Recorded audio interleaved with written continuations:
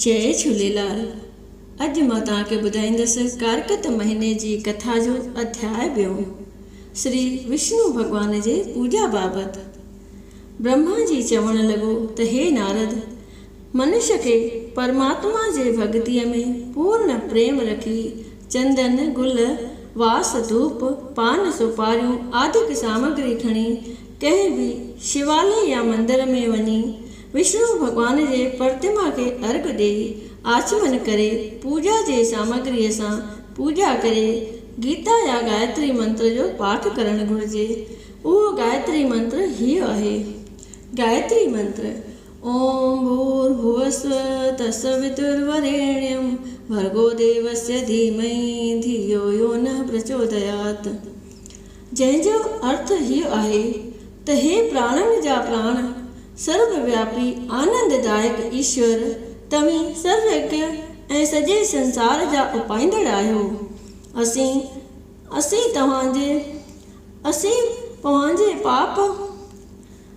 तव्हांजे पाप विनाशक तेजस्वी स्वरूप जो ध्यानु धारियूं था, जो असांजे बुद्धीअ खे प्रकाशमान करे थो। हे पिता, तव्हांजे ध्यान सां असांजो मन पलक बि पासे न थिए ऐं सदाई सत्य कर्म कंदो रहे। हे नारद, विष्णु भॻवान जी पूजा मूर्तिअ जे वसीले थींदी आहे। उहा मूर्ति पत्थर जी, काठ जी, तांबे जी, लोटे जी, लोहे जी, मिटीअ जी, लिपियल या लिखियल हुअणु घुरिजे। सालग्राम जे शिला में साक्षात श्री किशन चंद आनंद कंद जो पूजन थींदो आहे।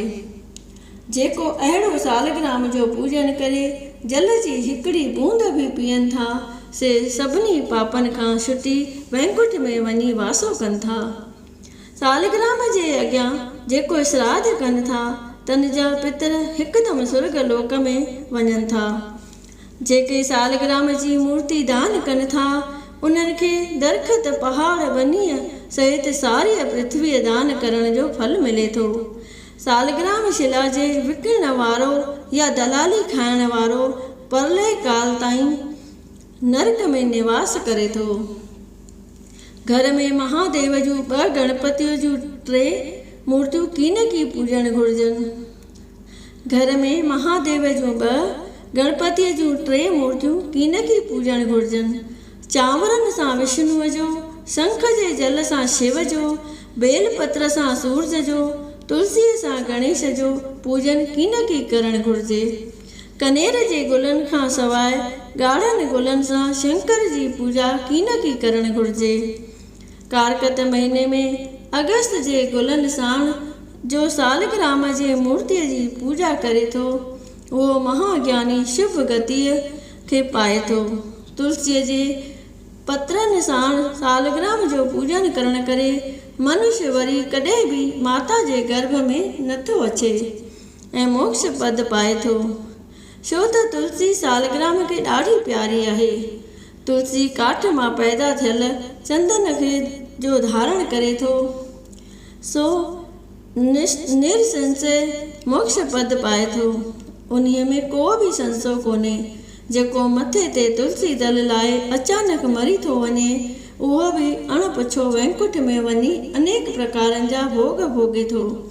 तुलसीअ जे वण जे वेझो श्राद्ध करण करे पितरनि जी पूरी तरह तृप्त थिए थी। जेको तुलसी दल पोखे थो, उन्हीअ जा सभई पाप भस्म थी वञनि था।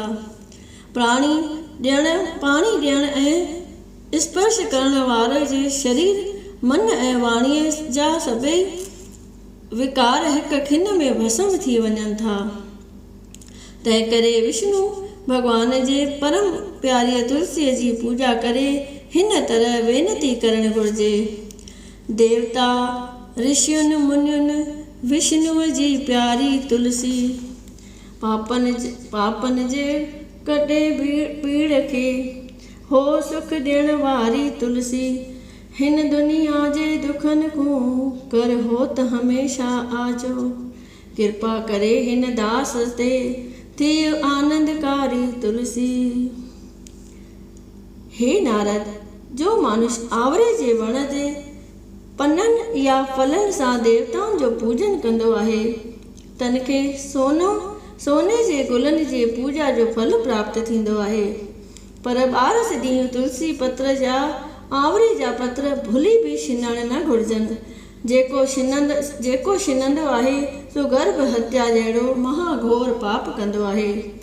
जो मनुष्य आवरे जे वण हेठां पितरनि जो श्राद्ध कंदो आहे उन जा पितर 100 सालनि ताईं तृप्त थींदा आहिनि। जंहिंजे देह में आवरे जो फल तुलसी गोपी चंदन हमेशा धारण कयल हुजे उहो पुण्य आत्मा साक्षात विष्णुअ जो रूप ॼाणिजे ऐं उहो हमेशा जीवन मुक्त आहे। कारकत महीने में वेद पाठी ब्राह्मणनि खे भोजन कराए चंदन पुष्प दान पान बीड़ो ऐं रोक दक्षिणा ॾेई प्रसन्न करणु घुरिजे। कारकत महीने में जेको मनुष्य ब्रह्मचर्य या मौन विर्त धारण करे केसु फल जे पत्रनि में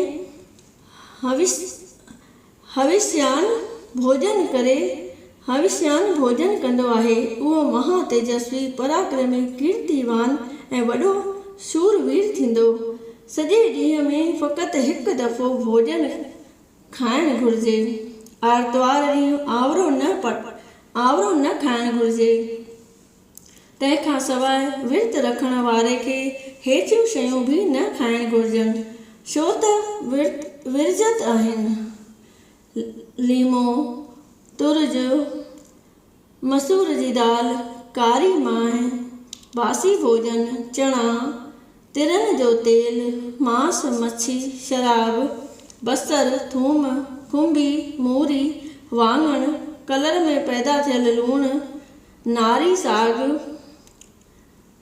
स्त्री नाले वारो साग इहे शयूं न खाइणु घुरिजनि। पर स्त्रीअ ॾांहुं निहारणु रजस्वला स्त्री मुसलमान पतत पाखंडी इन्हनि सां ॻाल्हाइण बि पाप आहे। जेतिरो क़दुरु थी सघे शुभ कर्म करणु घुरिजनि। गौ ब्राह्मण गुरुअ ऐं साध संत जी सेवा करणु घुरिजे। पद्म पुराण मां कारकत महात्म विष्णु भॻवान जे पूॼा बाबति ॿियो अध्याय संपूर्ण थियो। सभई चओ तुलसी सालिग्राम जी जय, कारकत भगवान जी जय, राधा दामोदर भगवान जी जय, लक्ष्मी नारायण भगवान जी जय।